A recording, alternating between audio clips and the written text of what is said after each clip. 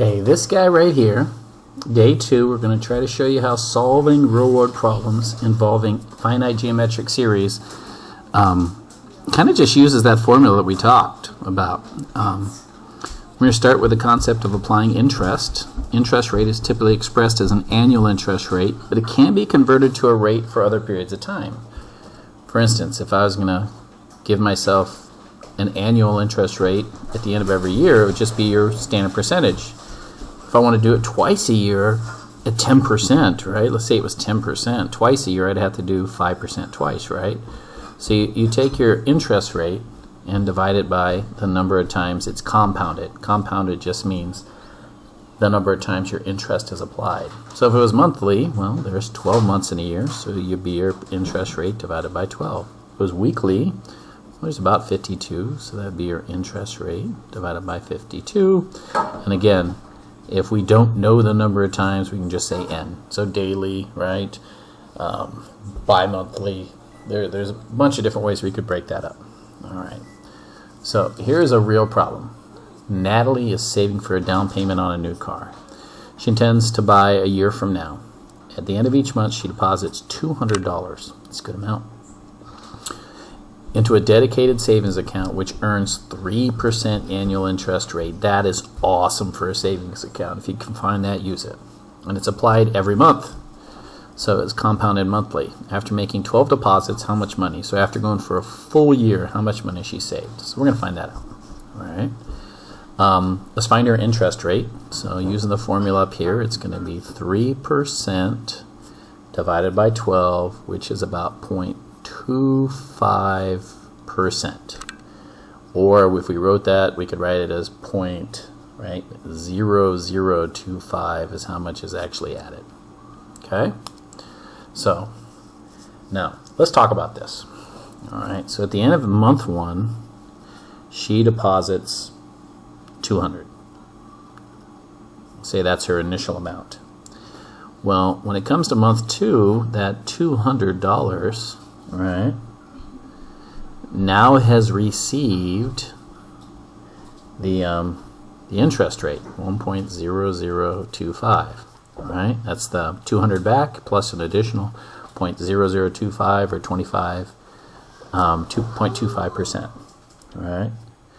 And then in addition to that, she's got another 200. So if that was January, right? She puts something into January. At the end of January, she gets this on that 200, and she puts another 200 in. This hasn't been in long enough to get your interest rate, right?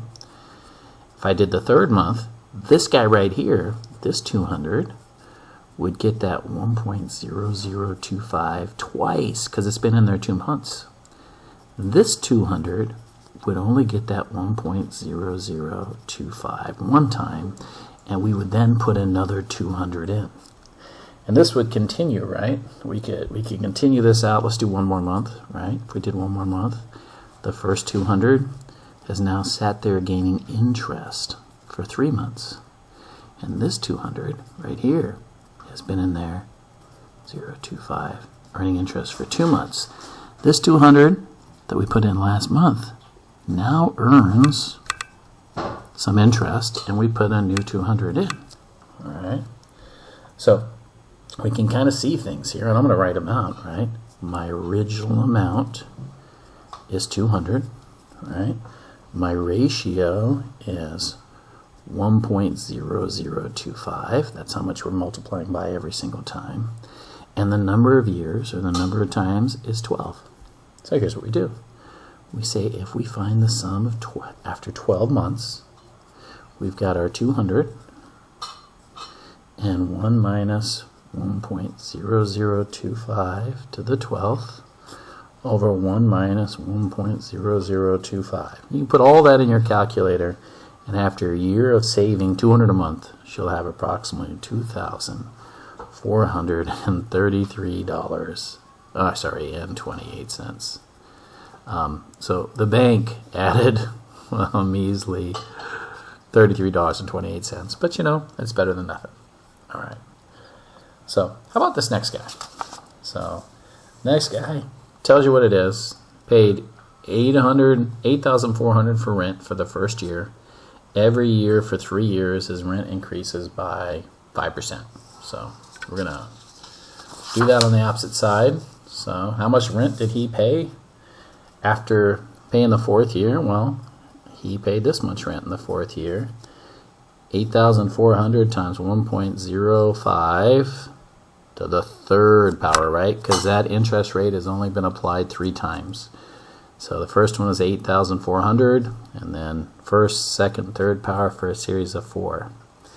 And here it is. It says all together. How much did he pay in 4 years? So now we've got our sum formula. So the sum of the 4 years is equal to our original amount, 8,400, times 1 minus 1.05 to the 4th over 1 minus 1.05, which is approximately, well, I did this step by step in I'm on vacation. I had to do this in a work calculator, and I got 550625 over negative 0.05, which turned into 8,400 times 4.310125, which turned into approximately, actually pretty much equal to $36,205.05. That was much he paid after 4 years. And there it is. Let's do one more. All right. So Deanna received an email asking her to forward it to 12 other people. Those evil emails that promises something bad happen to you if you don't forward it. Don't forward it to me. Assuming that no one breaks the chain and there are no duplicates, how many emails? Well, we can say the original amount was just hers, right? 1. The ratio is huge. It multiplies by 12 every single time. And the number of generations is 8, right? 8 generations. That's the number of times or number of terms that we have. So again, the sum of 12. Ooh, I did that wrong. The sum of 8, right? 8 terms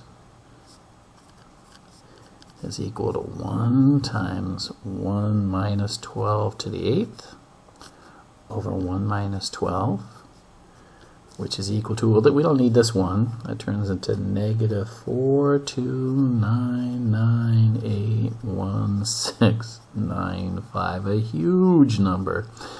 429,981,695 over negative 11, which gives us approximately 39,089,245 recipients. That's right what it is, recipients.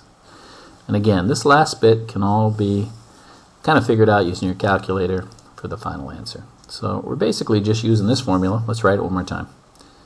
To find the sum of the series, we take the original amount, we multiply it by 1 minus the ratio to the number of terms in the series, or 1 minus the ratio. And we apply it to real life situations. I'll see you guys tomorrow.